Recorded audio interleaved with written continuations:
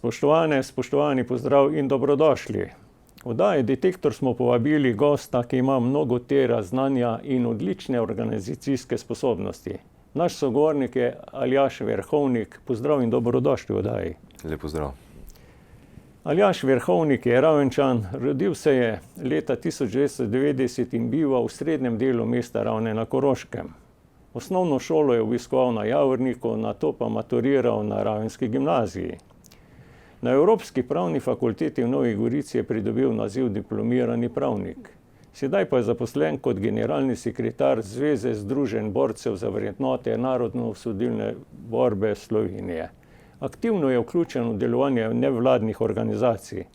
Od ustanovitve leta 2011 vodi Mladinski svet Ravne na Koroškem. Poleg tega je član Koroškega domoljubnega društva Franjo Malgaj, Združenja borcev za vrednote narodnoosvobodilne borbe Ravne na Koroškem, Združenja veteranov vojne za Slovenijo območja Mežiške doline in Zgodovinskega društva Koroške. Od leta 2014 koordinira delo mladinske iniciative za tretjo razvojno os, ki se z različnimi aktivnostmi prizadeva za izgradnjo tretje razvojne osi na Koroško. Svojo politično pot je pričel dokaj zgodaj. V mandatu občinskega sveta občine Ravne na Koroškem 2010-2014 je bil izvoljen za svetnika občinskega sveta Ravne na Koroškem in opravljal pomembne funkcije.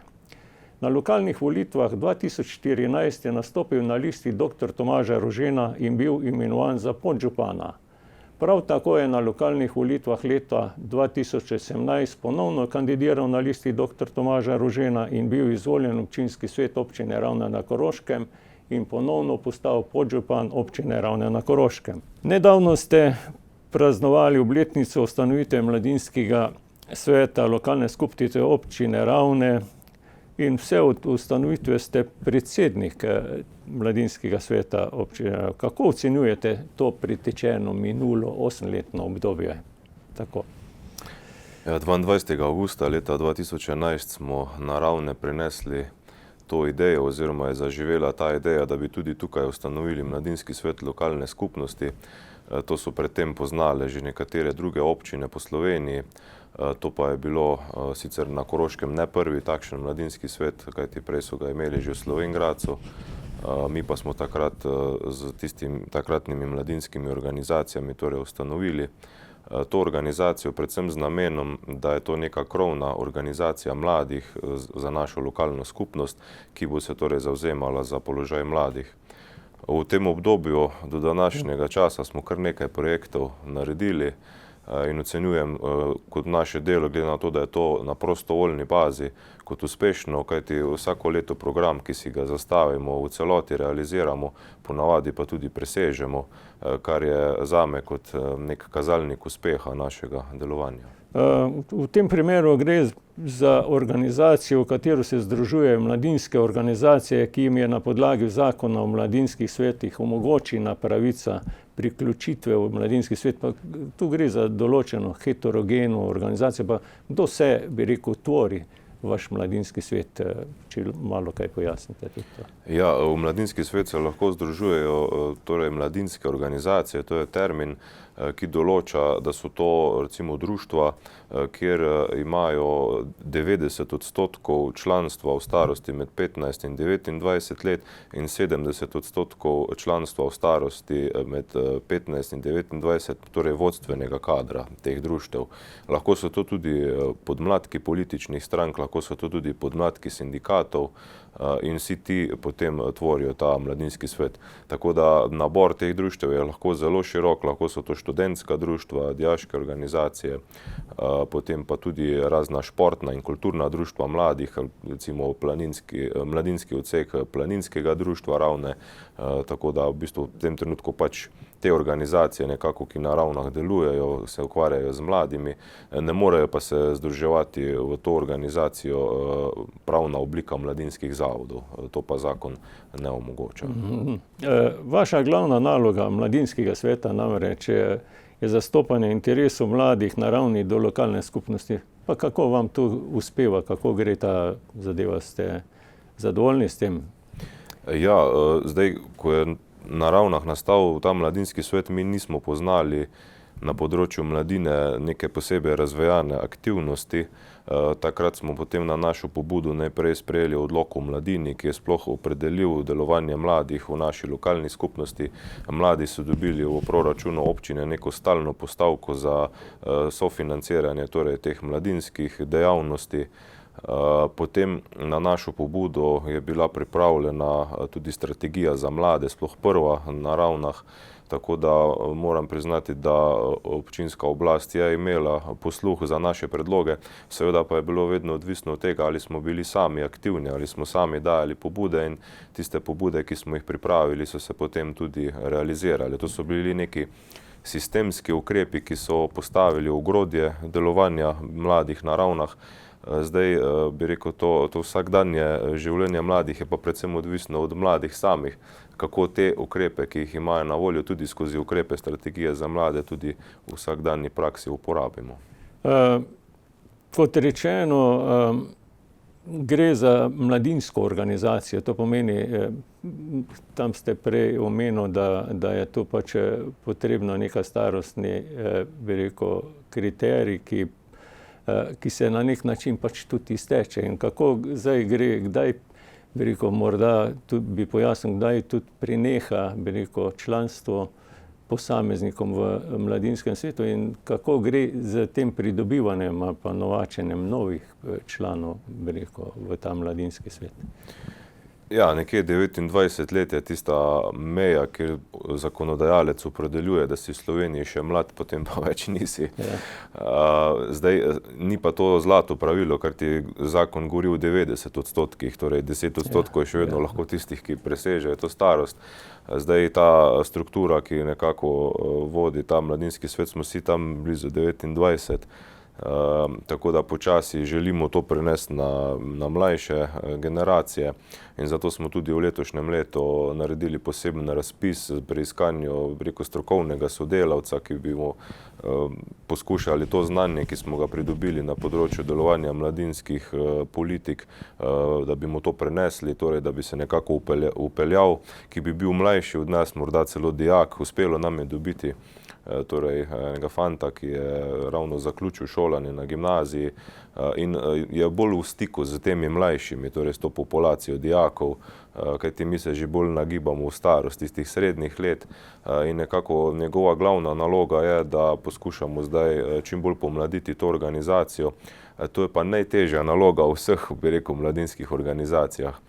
Mladi so, bi rekel, danes bolj pasivni, kot so bili nekoč in poskušamo z različnimi aktivnostmi jih motivirati.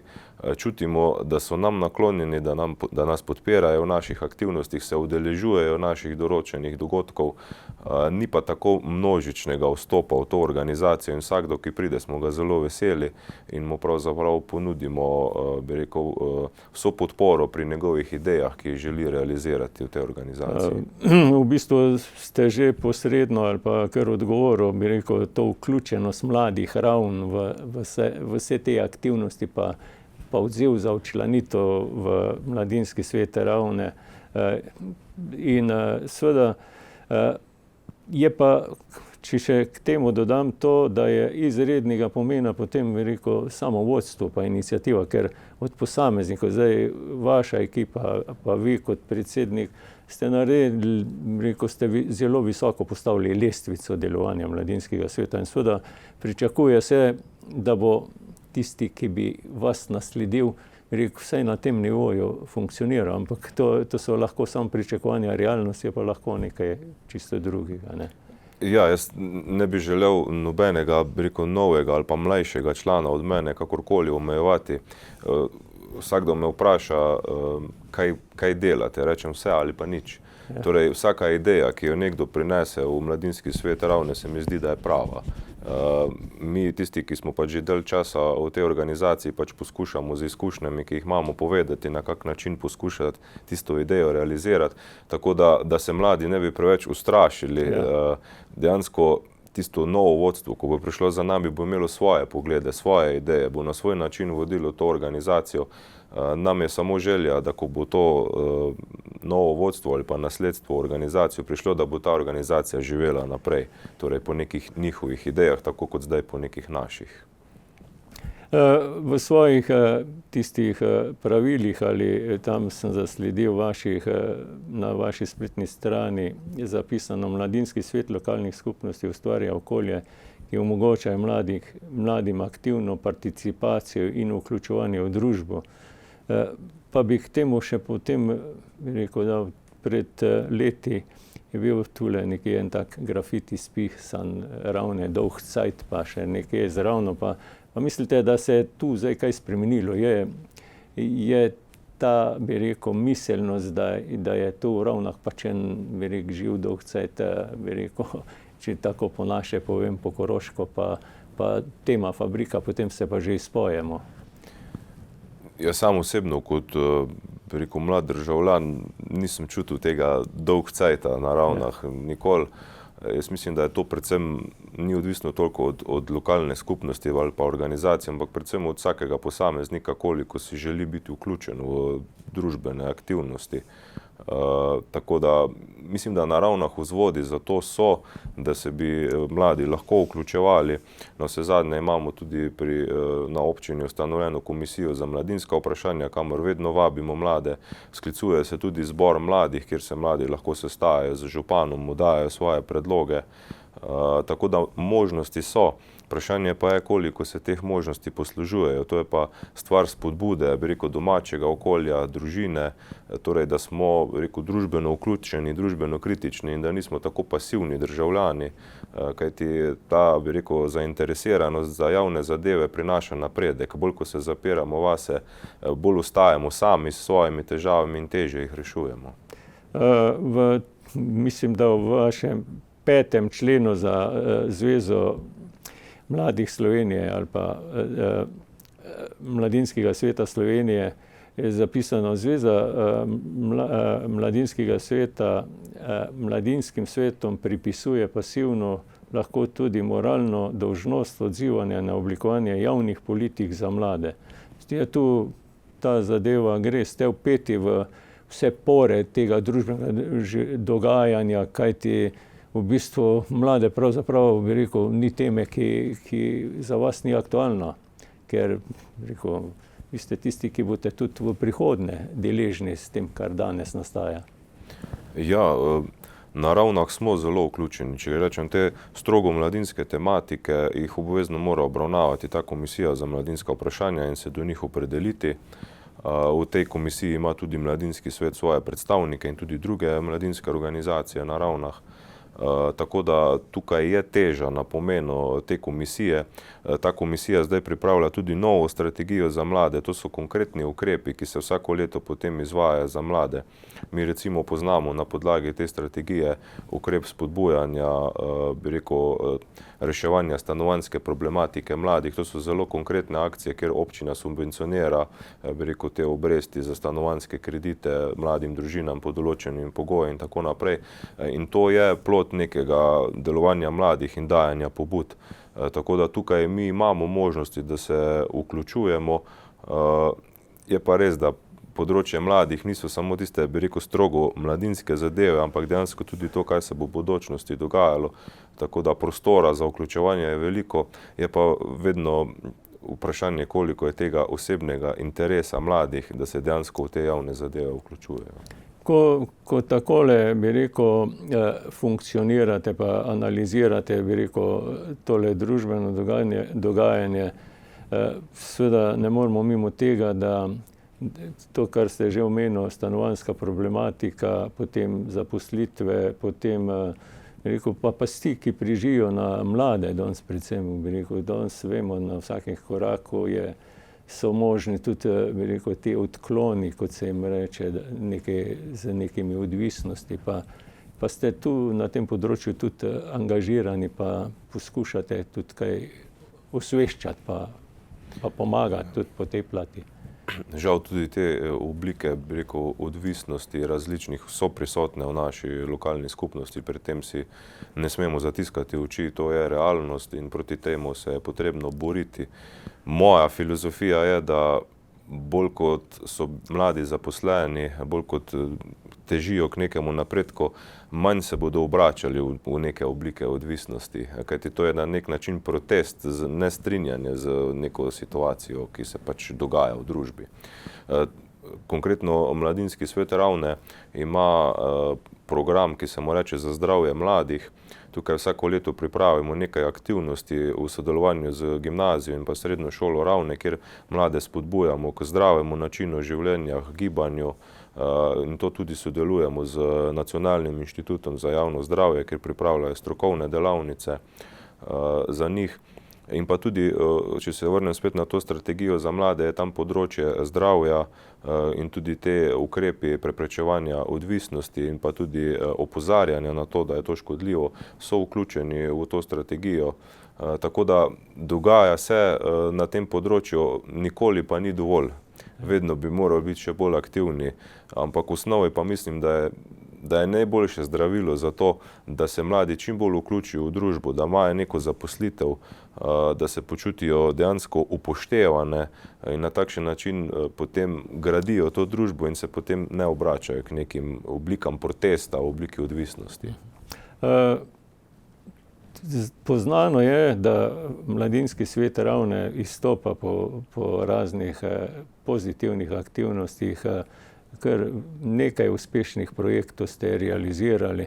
Pa bi vprašal, koliko je potem tale, bi rekel, pozitiven, bi rekel, povratni pozitiven signal na to vaše početje. Imate občutek, da mladi prvič se odzivajo tudi na te vaše projekte, kaj se tako te športne ali pač, ki jih imate nemalo, ali bi pričakovali, da bo tega še več?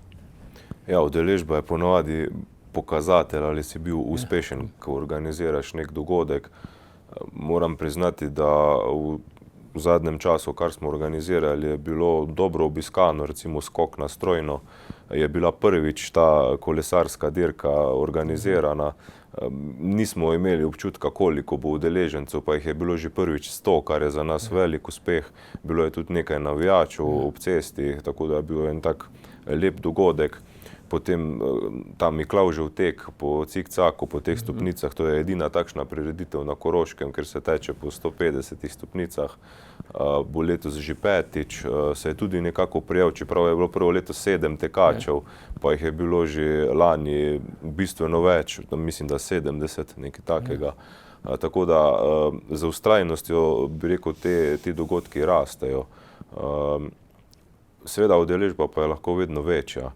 Ampak glede na to, da ponudba teh raznih prireditev pri nas je precej pestra, se mi zdi, da v tem kar dosti ljudi se udeležuje teh dogodkov. Ja, dejansko to, kar ste rekel, eden izmed bi rekel, problemov, ali pa ne ravno problemov, je ravno ta pestrost, ker potem razdrobi tudi tiste, ki so razdvojeni, na katerem dogodku bi bili prisotni, pa se udeležili. Skratka, tudi to je eden izmed razlogov, če je zelo široka pa pestra ponudba raznih stvari. Tu posneli ste tudi film Od Guštanja do Ravn, potem ste tudi še nekaj, kot ste te stvari že omenil, skok pa tek na Strojno pa tek cikcak potem. Ampak najbolj, bi rekel, izstopa pa v ospredju je slehernemu poznan ta vaš projekt pa prizadevanje za vaše mladinske iniciative za razvoj tretje razvojne osi. Tu pa je, bi rekel, veliko akcij, veliko tega, pa bi morda malo, bi rekel, to stvar opisal, nastanek, ideja, odkot, da ste se ravno kot neka, bi rekel, tu odločili, da ta projekt postavite v središče.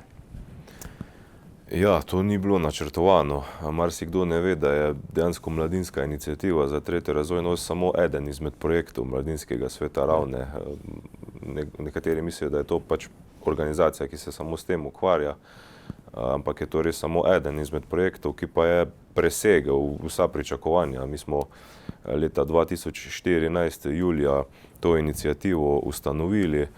Takrat so nastale neke okoliščine, ko so iz Ljubljane prihajali signali, da se tretja razvojna os dejansko ne bo gradila, da ni potrebna, da ni ekonomsko upravičena in takšne in podobne informacije.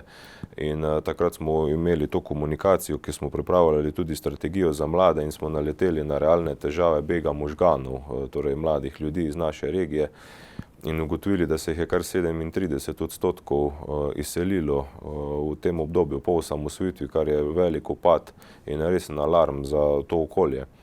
Tako je potem čisto spontano nastala ideja, da naredimo inicijativo, precej popularen izraz v Sloveniji, pri čemer pa smo želeli poudariti, da smo mladi, torej mladinska, in da se borimo za, torej da nismo ponavadi so te inicijative proti nečemu, mi pa smo tisti, ki spodbujamo, da bi se to realiziralo. In zdaj je že 6. leto dejansko te naše borbe za tretjo razvojno os.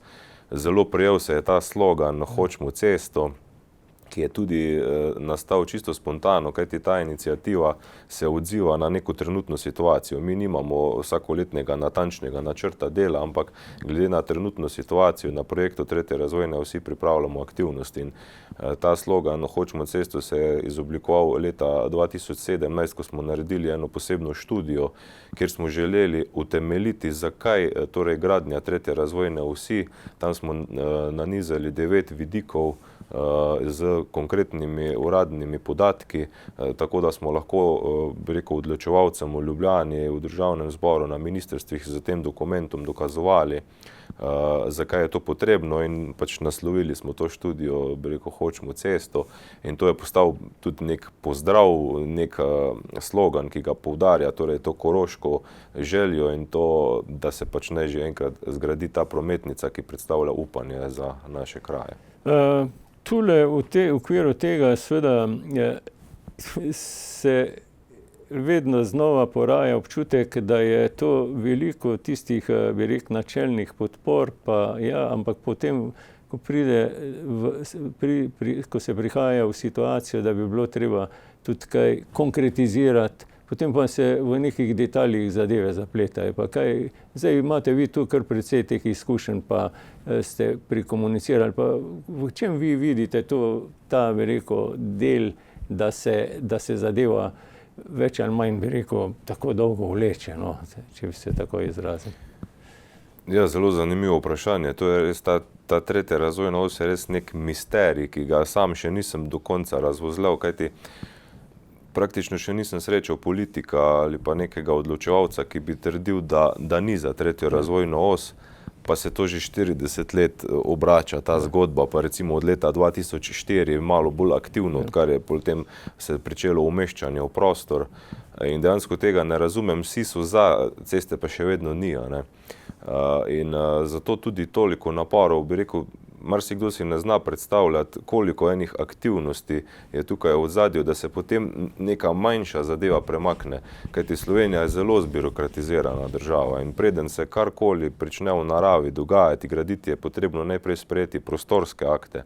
Za ta odsek, če je bil leta 2004 za severni krak pričet postopek prostorskega umeščanja, je šele leta 2013 bil sprejet prvi pododsek med Velenjem in Slovenj Gradcem.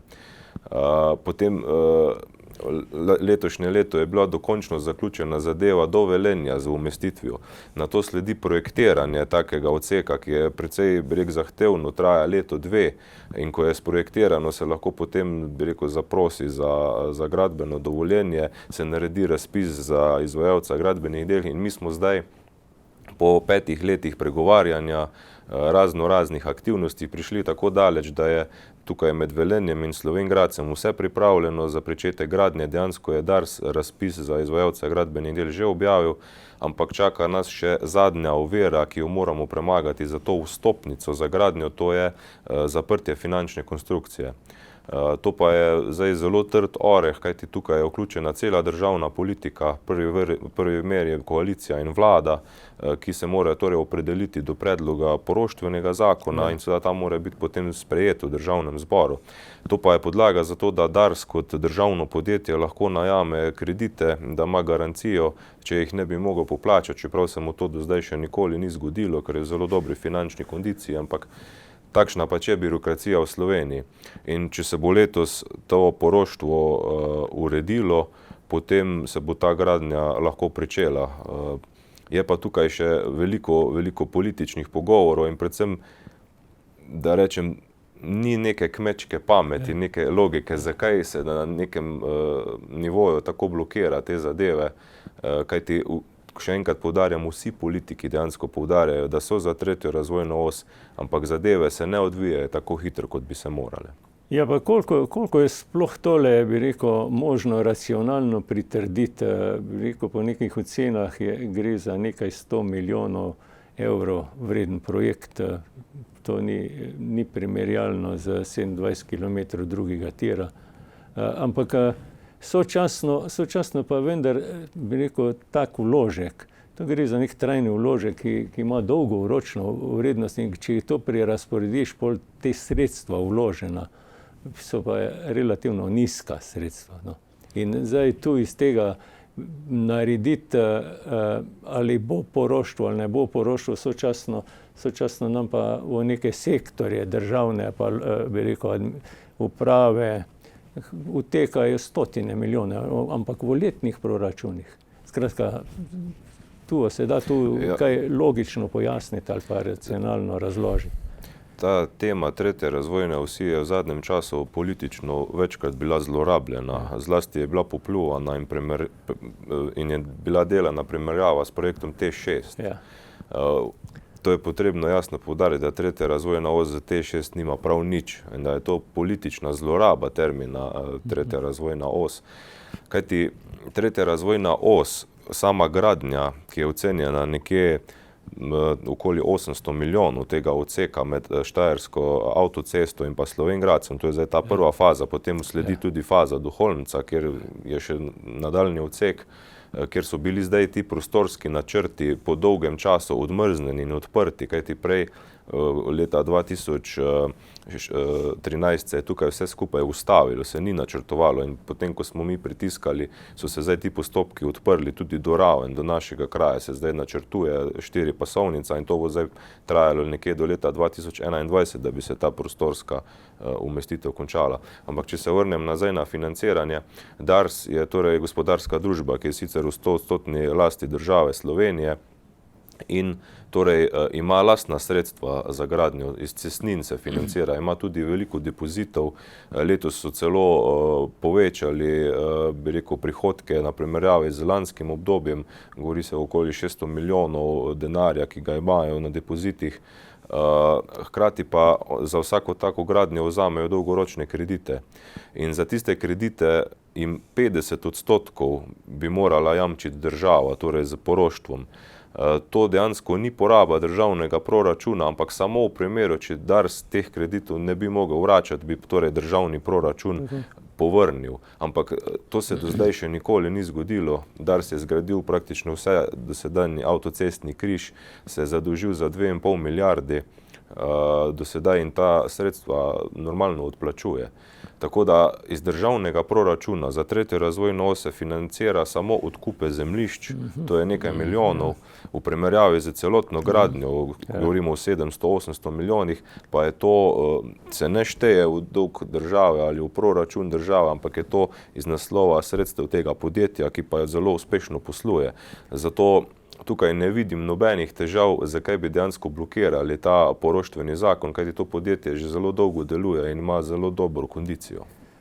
V zadnjem času se zopet, mislim, da je bilo pred kratkim, bi rekel, zasedanje odbora za finance, ki je ravno v tem poroštvu pa o nekih stranpoteh, ki bi se naj na nek način dogajale tudi pri teh umeščanju tretje razvojne osi. Pa bi vas vprašal, koliko je tu ta ekološki moment prisoten pa močan, bi rekel, na celi trasi, predvsem bi pa izpostavil ta del, bi rekel, izgradnje od Velenja do Šentruperta, ker ko da tam še vedno ni, bi rekel, nekega soglasja pa nekega konsenza, da je tista trasa ta prava.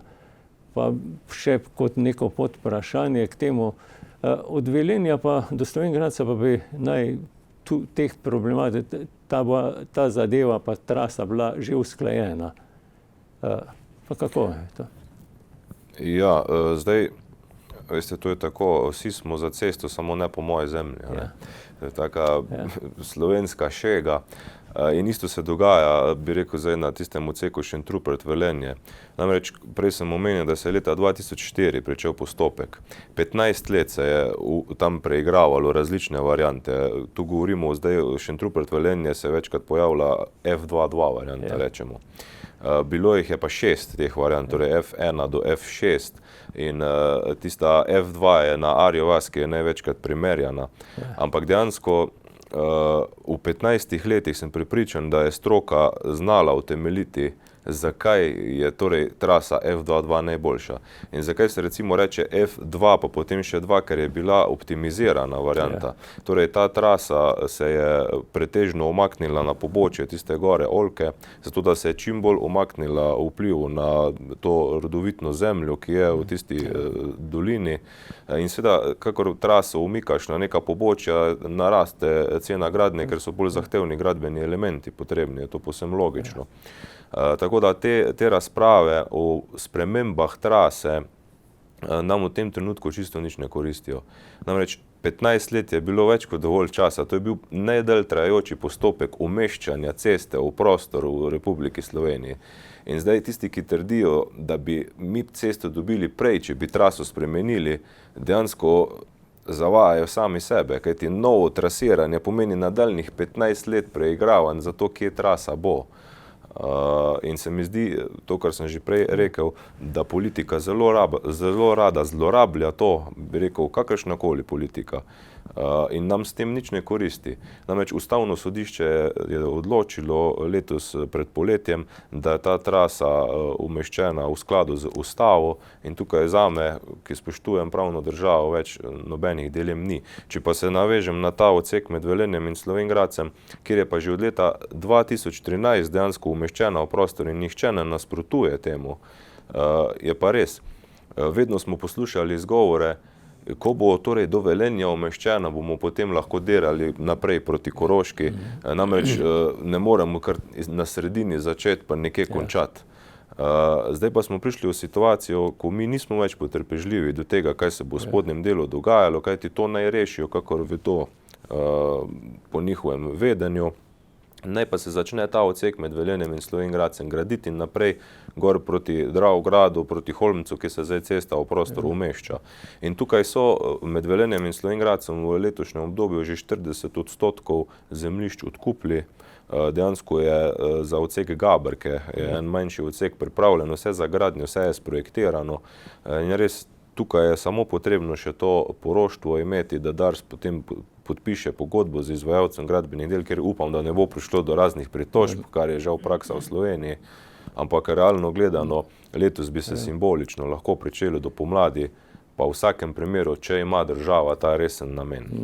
To pomeni, da v tem delu je realna možnost, da dejansko prihaja tudi do realizacije. Sočasno je pa res vsi ti projekti, tudi ko so tam, kjer so kakšni zadržki, ko projekt steče, pa ko zadeva pričenja, bi rekel, dobiva neko svojo podobo, potem ponavadi tudi te dileme pa razne iniciative, bi rekel, izgubijo tisti naboj in se več ali manj priključujejo in želijo tudi pospešiti pa imeti pri sebi neko zadevo realizirano. Tako da ta etapna varianta, mislim, da je ta prava, tiste se pa zaradi mene, če to komentiram, se še pa naj kar pripirajo kakšno leto, ampak do takrat bomo mi že do Velenja prišli. Ja, tako jaz mislim, da te zadeve se bodo skristalizirale. Potrebno je začeti graditi, kajti okoljevarstveno soglasje junija prihodnje leto poteče, zelo težko ga je obnoviti. To bi bila pa res netransparentna poraba sredstev, ki so bila do zdaj porabljena za ta projekt. Več kot 30 milijonov je že bilo porabljenih. In odgovornost države je, torej vlade, predvsem kot take, ki vodi državo, da se tega zaveda, koliko je bilo dejansko javnih financ že do sedaj vloženih v ta projekt in da mora ta projekt torej pričeti in ga tudi dokončati. In če je med Velenjem in Slovenj Gradcem zdaj vse pripravljeno, tukaj so tudi geografsko gledano največje ovire za našo pot proti Ljubljani ali pa tudi Štajerski, kakorkoli, je na tem odseku torej smiselno čim prej začeti. In Dars je na to pripravljen. Zdaj pa rabi tisto podporo države, ki so jo ves čas obljubljali. Torej, politiki bodo morali svoje obljube udejanjiti. Poslušalci Koroškega radia so vas v preteklem letu na nek način prepoznali kot osebnost leta. Je ravno poudarjeno tudi skozi ta prizadevanja, pa te uspešne projekte, pa zavzemanje za to gradnjo, pa seveda tu gre za laskav naziv, pa je to svojevrstna tudi obvezna, pa tudi verjetno pričakovanja so vezana na ta del, bi rekel, ko se nekdo opredeli. Verjame, da boste tudi prihodnje, bi rekel, tudi uspešno nadaljevali to aktivnost, pa jo tudi eventualno pripeljali do finalizacije. Ja, če bi bilo vse samo od mene odvisno, bi verjetno že aktivno lopatali kje po trasi. Je pa tako, ta naziv je res zelo laskav, hkrati pa prinaša zelo težek nahrbtnik pričakovanj, to, kar ste omenili. Nekako ga razumem v tem smislu, da ljudje s tem nazivom dajo podporo tem našim aktivnostim mladinske iniciative za 3. razvojno os, kjer dejansko poudarjamo to, da moramo biti vztrajni, ker se vedno znova pojavljajo nove in nove težave in mi poskušamo biti vztrajni. In dokler bomo vztrajni, tako dolgo imamo upanje, da se bo to zgradilo in prišlo v naše kraje. In na tak način razumem to, bi rekel, podporo Korošcev, sem jim hvaležen za to in nekako čutim, bi rekel, to dolžnost, da torej ta naša prizadevanja pripeljemo tako daleč, da bo res ta cesta prišla v naše kraje. V tem letu je bil tule tudi skupaj Slovenska gospodarska zveza, ki ima sedež v Celovcu, je maja tega leta organizirala 11. poslovno konferenco v sklopu Slovenska podjetnost kroži prek meja in vi ste bil tudi udeleženec tega skupa. Pa je bilo tudi kaj govora o teh infrastrukturnih težavah, pa podpora eventualno te 3. razvojne osi tu iznešena. Ja, tudi avstrijska stran Koroške se zaveda, da je 3. razvojna os pomemben projekt tudi za njih, torej zanimajo jih te čezmejne prometne komunikacije. Mi smo večkrat že pozvali državi Slovenijo in pa Avstrijo, da bosta morali na področju bilateralnega sodelovanja, torej te prometne koridorje dogovoriti. Tu ni samo cestna povezava, tudi železniška.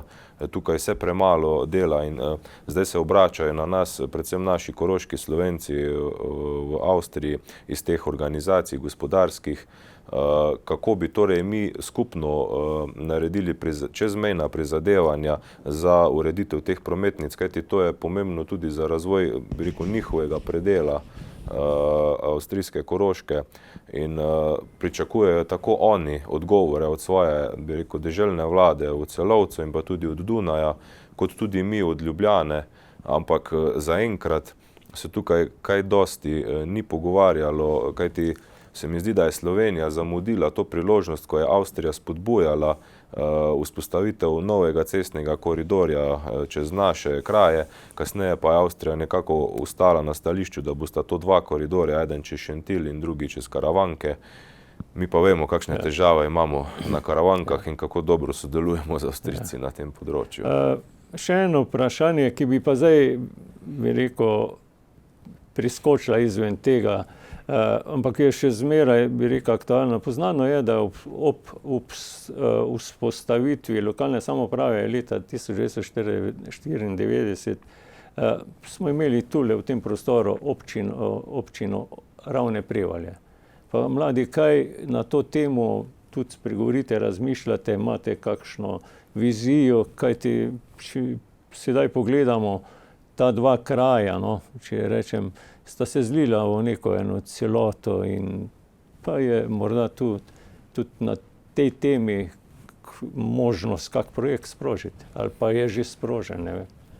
Ja, veste, mladi ljudje imajo prednost, da jih ne omejujejo te prepreke, ki so si jih starejši ponavadi postavili v nekem obdobju. Bi rekel, to lokalno vrtičkarstvo, rečem temu, ta težnja po čim več občinah. Mislim, da mladi ljudje s tem niso omejeni, kajti danes živimo v združeni Evropi, to ni samo povezovanje med našimi kraji pa znotraj Slovenije, ampak tudi širše, povsem drugače gledamo na mejo, kot pa je bilo to 20 let nazaj, recimo. Tako da osebno mislim, da bi se morali bolj povezovati. Ne samo Korošci, na splošno Slovenci smo zelo preperljivi med seboj, pa zelo malo nas je. In če gledam to na Koroškem, nekaj več kot 70 tisoč prebivalcev, pa 12 občin, je seveda to precej razdrobljeno in ko je potrebno teh 70 tisoč ljudi združiti v nek skupni interes, se vedno pojavlja tista številka 12, ki trga narazen to našo regijo, ki sploh ni regija, torej ta večna debata o tem, kje naj bo ta sedež pri nas in nekako ne najdemo tega skupnega jezika. Kajti jaz mislim, da če bi mi v tem smislu regijsko bolj sodelovali, bi tudi več imeli kot Koroška. Vsi prebivalci bi več imeli, razne infrastrukture, ki jo potrebujemo, pač nasplošno rast blaginje na Koroškem. In tukaj, ko te mlade generacije zdaj počasi prihajajo v politiko, so, bi rekel, bolj odprte. Imam občutek, da so bolj odprte do tega in da bolj stremijo k temu povezovanju. In jaz mislim, da enkrat bo prišlo to obdobje bolj aktivnega povezovanja občin, da bodo prišli te časi, ki se bo to samo od sebe, ta proces odvil in pa tudi enkrat bo moglo dozoreti to, da bomo v Sloveniji naredili torej te pokrajine, te regionalne enote, ker dejansko se kaže čisto v vsakdanjem praktičnem delovanju države in pa občine, da manjka neka umestna struktura, to je regija, ki bi določene zadeve, ki presegajo občinski pomen, hkrati pa niso še tako državne, torej prevzela v tem smislu in bi potem lažje funkcionirala, bi rekel, celotna država, če gledamo hierarhijo. Nedavno je bil objavljen neki osnutek razreza Slovenije na pokrajine in potem na spletu zasledimo ravno na področju Koroške, ki ste omenili, žolčno razpravo, Slovenj Gradec, ni Koroška, pa ono, pa ne vem, kaj se je. Skratka, tu te strasti so še kar pregrete, a ne? Ja, zelo. Ampak večinoma se mi zdi, da o tem bolj starejše populacije razpravljajo. Meni se zdi ta predlog, te, če tako rečem, pokrajinske zakonodaje dober v tem smislu, da deli na 3 dele ta sedež teh regij, torej to upravno oblast, med 3 kraje znotraj pokrajine, tako bi se verjetno lažje dogovoriti za same pokrajine, ampak kakorkoli, vsa ta razprava okoli tega, kateri kraj spada v regijo, kateri ne, kje naj bo sedež, se mi zdi, da niti ne bo tako efektivna, kajti videti je, da v državnem zboru ni dovolj podpore naklonjene temu projektu. Potrebna je 2/3 večina poslancev za sprejem tega predloga in kaže se, da je bila kost vržena, ampak da dejansko po ne vem kolikih poskusih verjetno spet ne bo ogledala luč sveta, kajti premalo je, bi rekel, te politične podpore, premalo je povezovanja, da bi te pokrajine bile dejansko tudi udejanjene. Morda še na koncu en vaš komentar glede splošnega družbenega dogajanja v Republiki Sloveniji. Večina državljanov je prepričana, da Slovenijo pač vladajo pa obvladuje razna ozadja. In seveda zato je kar nekaj razlogov, ki se nam pač dogajajo od zapletov, mislim, skoraj na vseh področjih se zapletajo ali pa kažejo, da so bile zadeve splet nekih, bi rekel, nečednih lobiranj. Bom rekel, lobiranje samo po sebi je lahko tudi dobro. In pa kako vi mladi to ocenjujete? Pa rečemo, kaj vse se nam ne zapleta, no? Od na področju zdravstva, če ga izpostavim, pa infrastrukture, pa karavanški pridor, če ga izpostavim, ki ga bojo Avstrijci že počasi, bojo že do Hrvaške prišli, mi se še zmenili ne bomo, kako pa kaj in tako naprej. In to seveda na nek način potrjuje neka takšne ocene. Pa kako vi to mladi to spremljate, pa ocenjujete, ker na koncu vse to draži in največ boste potem plačali mladi v prihodnosti, ker to so odložene obveznosti finančne, ki bo jih pač treba nekoč poravnati. Ja, se mi zdi, da se vrtimo v nekem krogu. Ja. Dejansko država je zelo zbirokratizirana in ves ta državni aparat je nagnjen temu, da išče probleme, ne rešitve. In to se kaže na vseh področjih. A je to drugi tir, je to tretje razvojno, so to sistemski ukrepi v zdravstvu, so to pokojnine. Dejansko nikjer ne pridemo do neke boljše rešitve, ampak samo še več problemov imamo. In jaz mislim, da te generacije mlajše, ki prihajajo, bodo morale to presekati, neke stare vzorce, da bo potrebno ljudem dati več optimizma.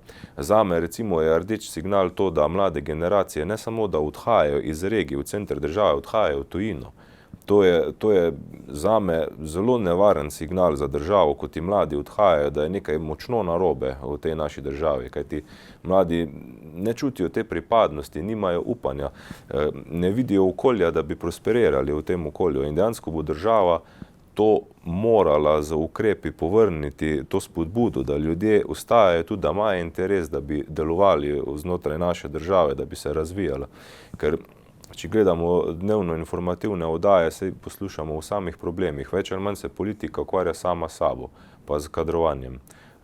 In dejansko se bo morala politika začeti ukvarjati z sistemskimi ukrepi in prinašati rešitve. Dobro bi bilo, če bi politiki med seboj tekmovali po tem, kaj so dejansko naredili za družbeno blaginjo in manj z metanjem polen pod noge eden drugemu.